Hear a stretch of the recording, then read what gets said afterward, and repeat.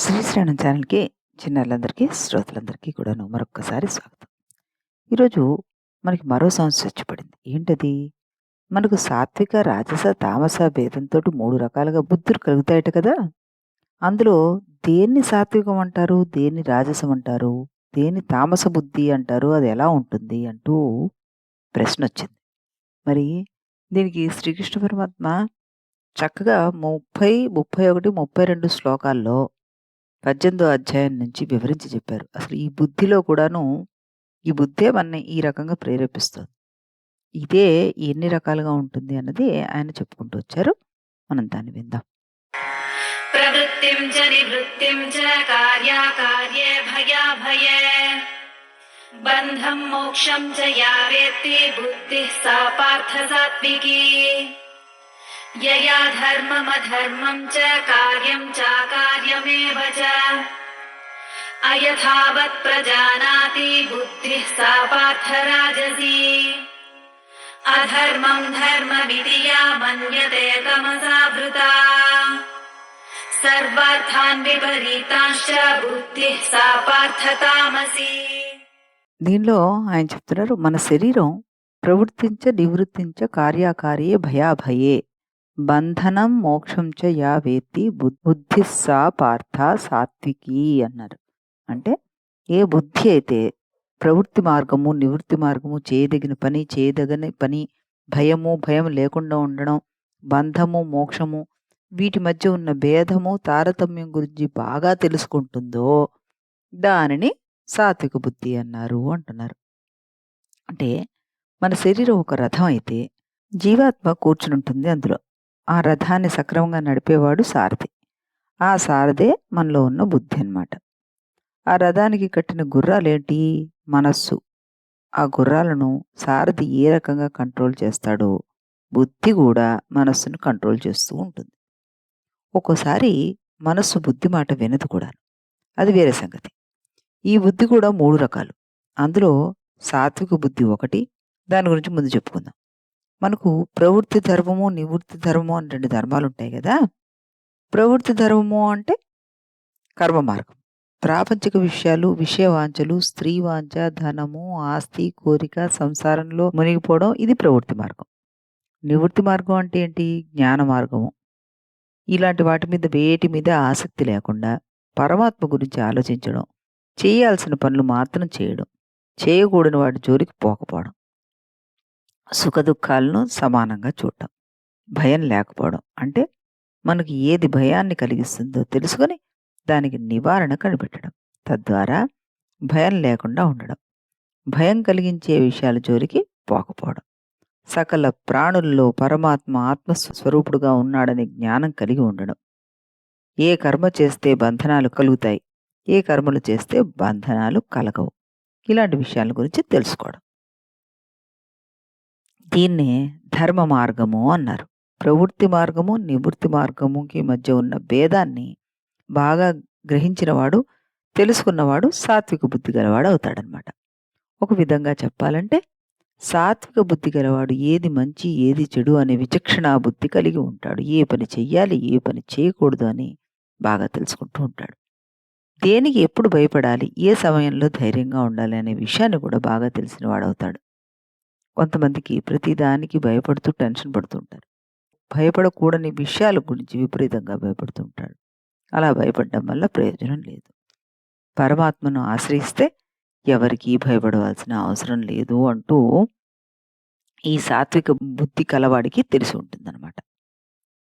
ఇకపోతే రాజసికం. మానవుడు అనునిత్యం చేసే కర్మలు రకరకాలుగా ఉంటాయి. వాటిలో ధర్మం ఏది, అధర్మం ఏది, ఏది ఆచరించాలి, ఏది ఆచరించకూడదు, ఏది కర్తవ్యం, ఏది అకర్తవ్యం అనే విషయాల్ని మన వేదశాస్త్రాలు రాసిన ఋషులు, మునులు, ఆచార వ్యవహారాలు ఏర్పరిచిన పెద్దలు మనకి స్పష్టపరిచారు. అవి ఆచరించడమే మన ధర్మం. కానీ కొంతమంది తమ స్వంత తెలివితేటలతోటి ఈ ధర్మాలను, కర్తవ్యాలను, ఆచార వ్యవహారాలను తప్పుగా అర్థం చేసుకుంటారు. వాటిని తమ ఇష్టం వచ్చినట్టుగా మార్చేస్తారు. తాము చెప్పిందే వేదం అంటారు. అదే ఆచారం అంటారు. వారి ఘనతను, గొప్పతనాన్ని నిరూపించుకోవడానికి ప్రయత్నం చేస్తుంటారు. ధర్మాధర్మాలను, కార్యాకార్యాలను, తాము సంపాదించిన జ్ఞానాన్ని, తమకున్న విచక్షణా బుద్ధిని ఉపయోగించి నిర్ణయించరు వాళ్ళు. సాధారణంగా తాను ఏ పని చేస్తే ఆ పని ఇతరులకు అపకారంగా పరిణమిస్తుందో ఆ పని చేయకపోవడం, ఇతరుల మనస్సుకి ఆహ్లాదాన్ని కలిగించే పని చేయడం, ఇది ప్రతి మానవుడు చేయాల్సిన పని. కానీ రాజస బుద్ధి గలవాడు వీటి గురించి ఆలోచించడానికి ప్రయత్నించడు. అన్నీ పొరపాటుగా అర్థం చేసుకుంటాడు. వీడికి పూర్తిగా ఏదీ తెలీదు. శాస్త్రం అసలు తెలీదు. చదివి తెలుసుకోవడానికి ప్రయత్నించడు. మిడిమిడి జ్ఞానంతో ఉంటాడు. తాము నమ్మిందే వేదం అంటాడు. ఇటువంటి వారి బుద్ధి రాజస బుద్ధి అవుతుందన్నమాట. ప్రతి విషయాన్ని వాడు తప్పుగానే అర్థం చేసుకుంటాడు. నిజాన్ని అసలు గ్రహించలేడు. అలానే ఎందుకు చేయాలి, ఇలా ఎందుకు చేయకూడదు అనే తర్కాన్ని లేవదీస్తుంటాడు. హిరణ్యకశిపుడు తానే దేవుడు అని చెప్పి యజ్ఞయాగాలు తనను ఉద్దేశించి చేయమని ఆదేశించాడు. మనందరికీ తెలిసిందే కదా. తాను పలికిందే వేదం అని శాసించాడు. దేవుడు ఎక్కడున్నాడు, ఉంటే చూపించు అని కుమారుణ్ణి కూడా హింస పెట్టాడు. అటువంటి హిరణ్యకశిపుడు లాంటి వారు చరిత్రలో మనకి చాలామంది కనబడతారు. వారే నిరంకుశ పాలకులు. నేడు కూడా కొంతమంది పాలకులు ఈ కోవకు చెందిన వాళ్లే. అటువంటి వారు అర్థాంతరంగా పోతారు. ఇదే జగద్విదితము అన్నాడు శ్రీకృష్ణ పరమాత్మ. తర్వాత ఇక తామస బుద్ధి. ఈ తామస బుద్ధి గురించి మనం ఎంత అని చెప్పుకుంటాం చెప్పండి. తామస బుద్ధిగా విపరీతంగా ఉన్నవాళ్ళు అన్నిటికీ వ్యతిరేకంగానే ప్రవర్తిస్తుంటారు. అధర్మాన్ని ధర్మం అంటారు, చెడును మంచి అంటారు, సమిధలతో సుగంధ ద్రవ్యాలతో హోమం చేయాలంటే అలా కాదు, కారు పుట్టించే మిరపకాయలతోటి ఎందుకు హోమం చేయకూడదు అని అడుగుతుంటారు. వారు అన్నిటినీ వ్యతిరేకంగా విరుద్ధంగా అర్థం చేసుకుంటారు.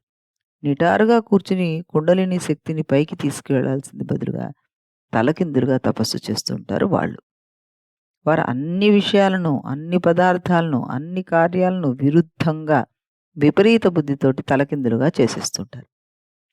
ఈ శరీరం వేరు, లోపలున్న ఆత్మ వేరు అని శాస్త్రాలు చెప్తే అలా కాదు. శరీరమే శాశ్వతం, లోకంలో లభించే సుఖాలే శాశ్వతం, ఈ సుఖాలను అనుభవించడానికి ఈ శరీరమే శాశ్వతం అంటూ శాస్త్ర విరుద్ధంగా వాళ్ళు వాదిస్తూ ఉంటారు. ఈ సిద్ధాంతాన్నే వాళ్ళు ఆచరిస్తూ ఉంటారు. దుఃఖాలు కలిగించే విషయాలు వారికి అత్యంత సుఖాన్ని కలిగిస్తాయి. అందరూ పూజించే దేవతలను, దైవాలను వారు దూషిస్తూ ఉంటారు. క్షుద్ర దేవతలను మొదలైన వాళ్ళని పూజిస్తూ ఉంటారు. స్త్రీలోలత్వం కలిగి ఉంటారు. మదిరపానం వారికి అత్యంత ప్రీతికరం.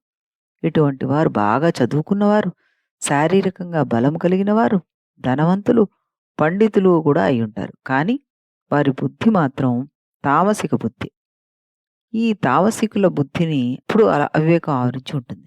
అవివేకంను పారదోలితే తామసిక బుద్ధి రాజసిక బుద్ధిగా, ఆ తర్వాత సాత్విక బుద్ధిగా మారే అవకాశం ఉంటుంది అంటూ శ్రీకృష్ణ పరమాత్మ వారి మనుషుల యొక్క బుద్ధి ఎలా ఉంటుంది, దాన్ని మనం ఎలా టర్న్ కూడా చేసుకోవచ్చు అన్నది చక్కగా చెప్పారు ఈ 3 శ్లోకాల్లో. కాబట్టి మనం తరచి చూసుకుంటూ ఏ బుద్ధి మనకి ఎక్కువగా ఉంది, దాన్ని ఏ విధంగా ఓవర్కమ్ అవ్వాలి అన్నది ఎప్పటికప్పుడు అలారం పెట్టుకుని సంస్కరించుకోవాలి అన్నది ఆయన ఉద్దేశం అన్నమాట. మళ్ళీ రేపు మరొక ప్రశ్న, దానికి తగ్గ సమాధానం విందాం. అంతవరకు సెలవు.